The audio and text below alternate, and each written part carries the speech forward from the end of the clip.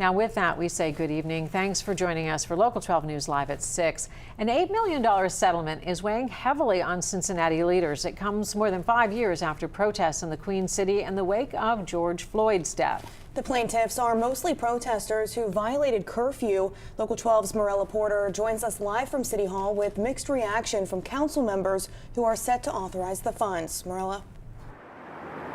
Yeah, Chelsea and Paula, some council members are really struggling to understand how nearly all of this falls on the city, while other council members believe it is a step toward making things right. Days of protests in summer 2020 ended in controversy. Protesters alleged mistreatment by Cincinnati police and Hamilton County deputies.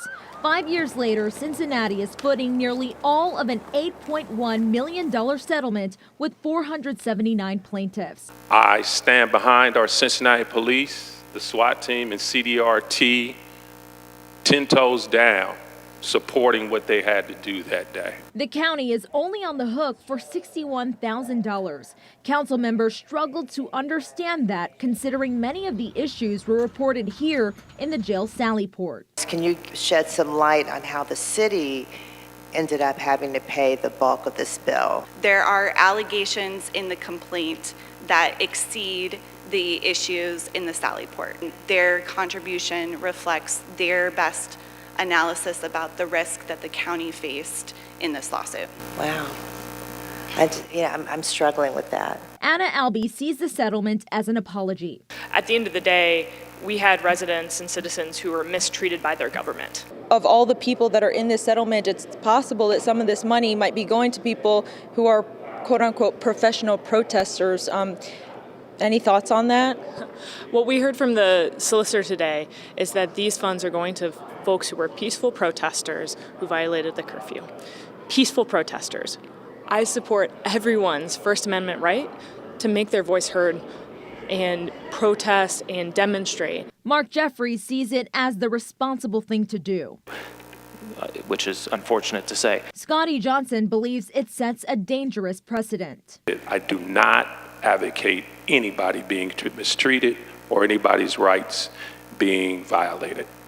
But I think we move into a dangerous situation thinking that it's open season and you can come to Cincinnati and major cities across the country, violate the law, and think that you get to walk away from it.